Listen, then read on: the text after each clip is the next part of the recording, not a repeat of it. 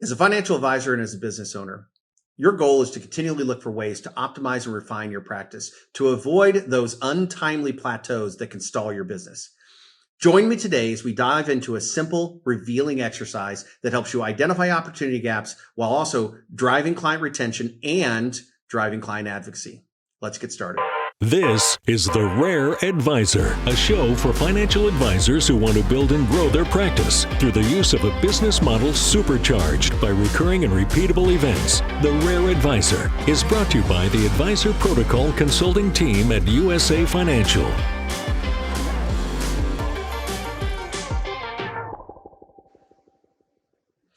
Welcome back to another edition of The Rare Advisor. I'm your host, Aaron Grady, and with me again today is my friend, my mentor, my traveling partner, as always, Steve Phillips, the Chief Practice Management Officer at USA Financial. Thanks again for joining me, Steve. Aaron Grady, I got to tell you, I love this, doing these so much with you that every once in a while I dress up for it. So this is great to be here again. Thanks for having me. I love it. I love it. You know, we're going to have to get our own makeup and wardrobe team. We're going to have them, we'll have the studio team come in and take care of us. I asked you here today, and I appreciate you taking the time. And I know I jokingly say, hey, I'm going to start having you as my co-host. But I appreciate you taking the time to be on these because you're very insightful about a lot of the topics that we talk about. And we've built a lot of these conversations through working with hundreds of teams across the country. And so the reason I asked you to be here today was it kind of triggered a conversation from a conversation we had not too long ago when we were talking about the three phases that an advisory practice finds themselves in, whether it's growth or expansion or legacy. When you're looking at the evolution of a practice, the journey that a practice takes itself on, you always have to start with where are you at today. Right. And a lot of times that's a conversation we have that leads to an advisory team maybe engaging with us for some consulting. And how do I get to that next step? Where do I go? How do I get there? And oftentimes we'll use some tools to uncover opportunity gaps. And sometimes we'll use the practice management index. And oftentimes that's a great measuring stick for advisory teams to help them get a better sense of where they're at and where the opportunities lie. But there was from our conversation, it reminded me of a tool, an exercise, and I wanted to share this with our listeners today, a simple exercise that they can put in their practice today to get a better sense of where there might be some opportunity gaps. And this was a conversation that we've done and had with many a team when we started with them. And it was really the idea of looking at your practice through the lens of your three core processes, your three core business processes. And I know you agree with me. We love the idea of the alliteration of the power of three. Yes. And it's easier to remember. It's easier to kind of keep it at the top of your mind. Mm-hmm. So the three core business processes are a simple way that advisors can get their hands on where are their opportunities and where's my practice today. Whether I'm in growth, whether I'm in expansion, or I'm in legacy, what is the health of my practice relative to these areas? Yeah. Before it's a good combination conversation. I like it. Yeah. I think that those two things invariably, at some point overlap each other. So looking forward to this one. So the highlight of this, the high level version of this is, so whenever we would engage with an advisor team there are three core business processes. It's wealth management, it's practice management, it's relationship management. And there's a real simple way to get a sense of how well are you doing in these areas. So when we think about wealth management, this is, as an advisor, this is your job, right? This is, oftentimes we'll tell advisors, hey, look, this is your core business function. This is what you do. If you were going to have a name on your, like you're going to have a label on your shirt, like you're an auto mechanic, as a financial advisor, wealth management is your job. That's your job. For sure. And oftentimes advisors are very, very good at it. The second core business process is practice management. This is how do you run your business like a business? And, do you have systems and processes? Do you run your business with efficiency? Do you have a team that supports you? What have you done to continue to put structure to this thing that you've built? And then lastly, relationship management, which is connecting with your clients, creating an elevated client experience. It's a deep and wide relationship. As I heard someone say the other day, it's not about having relationships that are, an inch deep and a mile wide. It's an inch wide and a mile deep with your most valued client relationships. And so I know you've got a couple of thoughts when you think about measuring practices through the lens of those three processes. So I'll give you a second to kind of. Well, it was kind of the comment that the throwback to the session that we had a while ago around the three phases. And I think that offline, you and I started to have a conversation about they don't exactly overlap. We talk about growth and then expansion and then legacy. The whole wealth management thing, I think that a lot of advisors get into the business, as you said, being pretty good at that or feel like they have an aptitude for it. So as they're starting out, that's their gathering assets. I'm a wealth manager. I kind of like the business. I like people. And you'll comment a little bit more on that, but I think where one of the as we were prepping for this, one of the thoughts that we came upon was how many advisors over the years, what percentage, it's gigantic, have found themselves, like you said, really good at wealth management. And then lo and behold, I'm so good. I've got to add team members. I've got to buy a building. oh no, I'm a business owner. And so for the practice management thing, and as you describe it, running your business like a business is like shocker, kind of out of nowhere. So I think that before we even get to relationship management, which, the protocol team has really focused on for years, those two things, I want you to speak to your experience, especially practice management. It's like, I really do feel like advisors get up one day and go, oh no, I have a business. So what do I do? It's interesting. Yeah, it is. So, and kind of foreshadow where we're going with this is the idea of a simple exercise that any advisor can put in place is scoring yourself from 1 to 10 or 0 to 10 if you want to go all the way. So 0 to 10 in each of these categories, 0 being the worst, 10 being the greatest. As you said, wealth management, most advisors that we talk to give themselves a 7, an 8, maybe a 9. No one's ever perfect. No one ever gives himself a 10. It is their job. It's their business. It is their expertise. It's their knowledge base. Practice management, honestly, it's usually middle of the road. It's somewhere between 5, 6, and 7. Most advisors, if I was to have them be honest with themselves, they do an okay job at it, but they never got into this business to run a business. Yeah. Right. And they wake up, now they're running a P&L. And they've got business insurance and, they've got staff. And, if I can tell you how many conversations I've had with advisors who say, my least favorite part of this is running the business. It's managing people. And some of that can be handled with systems and processes. But again, where's there an opportunity? If you're going to continue to scale and as you're reaching expansion phase, this core business function, practice management, is an opportunity. There's an opportunity gap there. If you're a 5, 6, and 7, and by the way, this is something we haven't said yet.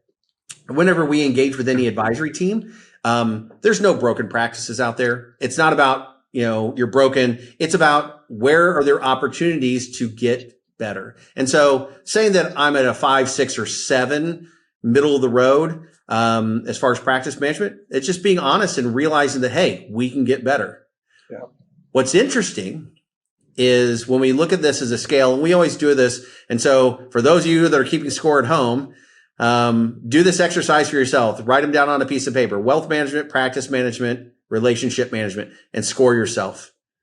0 to 10, 0 to 10, 0 to 10. And like I said, on average, it is, 7, 8, maybe 9. At the most, but usually 7, 8 on the wealth management side. Practice management, 5, 6, maybe 7, kind of middle of the road. That is kind of average what we've seen. What's interesting, Steve, is the conversation that we have too often, which is not shocking to us anymore.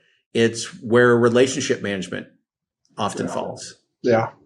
And quite frankly, relationship management is, what would you say is the average that we would see on the relationship management side? Well, first thing, I want to thank you for the comment of practices not being broken. That's not the point here. We don't really come across practices like that. There's always opportunities. I think in relationship management, we'd have to define really what goes on there. How would we as a team classify the importance or what goes into relationship management? But to answer your question, most of the advisors that we engage with are probably 3 or 4, and that's not even broken. I mean, it's hard to, if you are an advisor or a team that's 7, 8, 10, 12, 15 years into it, and you have clients that you're obviously doing something well.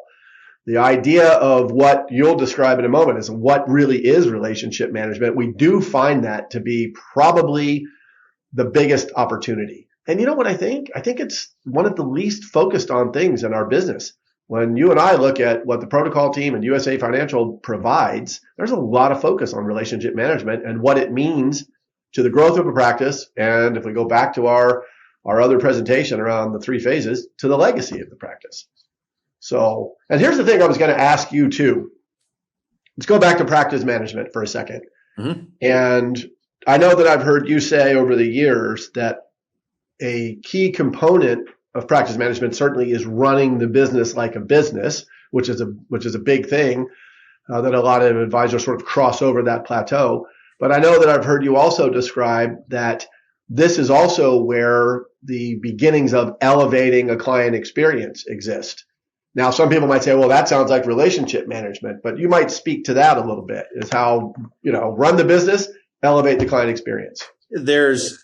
There's a lot of different areas you go in, and it's a great conversation. So elevating client experience starts with systems and processes. I say starts. So to get the biggest impact, to be able to allow an advisory practice to really create the best client experience, you have to have a way to do it. Because the simplest form of this is, if we're talking about relationship management, how well do you know your clients? Well, if we ask any advisor, well, I know my clients well. Well, where's it at? Is it up here? Can you leverage it? Does your staff understand? Is that information down on paper? Is it a resource? If it's up in your head, it's knowledge. It's not an asset. Once you get it out of your head and on paper, now it becomes an asset for the firm that can be leveraged by your team to continue to deepen and widen the relationship. And it becomes an asset that can be passed on when you go to legacy. So just having the knowledge is one thing, but then having systems and process. Here's the thing. When we have teams that talk about, well, hey, my advisor acknowledged this in my life or did this in my life. Well, how do they remember all that stuff? Yeah. Well, it's because they have systems and processes that allow them to not react, but be proactive. They know when this stuff is coming up. They know when this stuff is happening. They already have an answer ready to go, so that when X happens, Y is the result. Yeah. And so, but putting systems and processes is part of it, but also having the team around you that can also execute this stuff. So all of these things to continue to grow and elevate the client experience and create a better client experience, practice management and running a business that has those things in place is a core fundamental element of it. So when we look at that too, the wealth management thing, obviously we've always said it's 8 or 9, like you said, advisors, that's what they do. Yep. They're very good at it. It's always a chance to learn something. And as the industry's changing and all of that, and stay focused on all the issues around wealth management. Practice management is surely a big thing. But before you get to relationship management, do you have an opinion as to where the real crossover, the threshold happens? Is it relationship management, or do you really have to have your practice management part of things down before you can really have a great relationship management approach? I think so. When you talk about supercharging an elevated client experience, which is relationship management, you can do that by having a stronger practice management and having a higher practice management. But you can never touch the practice management side of things and still develop good relationships by taking an intentional approach. So they can be mutually exclusive, but they can also be fundamentally tied to one another, where by having really good practices and systems and a team can help you supercharge what you do on the client experience and the relationship management side. But even for those solopreneurs out there, those individual advisors, I've worked with individual advisors who have elevated that relationship management side by taking an intentional approach, by not leaving things to chance, by putting in place the things they needed to do so that they were focused on the right things. Yeah. Every advisor gathers information about their clients.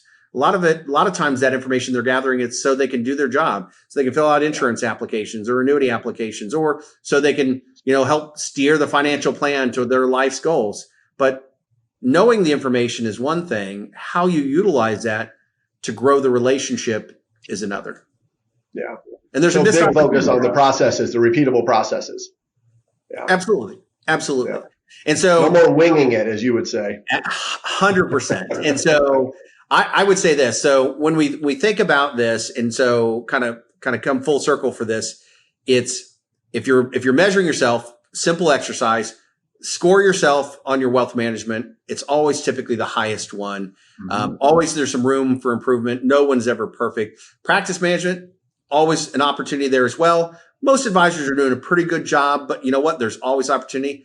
Honestly, when it comes to relationship management, regardless, and I've talked to hundreds of teams, regardless of how good your relationships are, like day-to-day relationships are with your clients, this is where you're talking about defining kind of what we talk about when we talk about relationship management.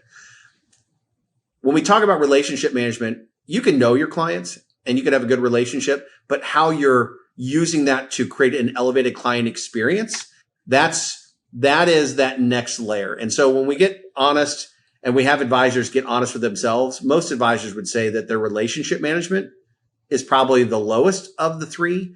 It's usually a 3 or a 4. And it's where the largest opportunity is. And here's where it's an even bigger opportunity. When we start talking about things like client advocacy and clients replicating themselves and growing your business without having to go out and spend money on seminars and marketing to convince the unconvinced, when you can teach the already convinced to convince others on your own behalf. That was just what I was going to ask you, was define that, because isn't it true that your lead into that was, I think advisors have pretty good relationships with their clients. My question to you, which you answered, was going to be, at what point does really good relationship management start to affect the practice, grow the practice? And so when you're talking about duplicating best clients, client advocacy, there's the answer.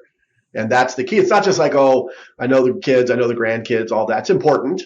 Mm-hmm. But as you've often said, what comes from that? What are you doing with that? Do you just know them? And so, yeah. I think if I was going to boil it down to the two biggest, and we could spend a lot of time talking about, these individually. But if I was going to say the two biggest impacts of having an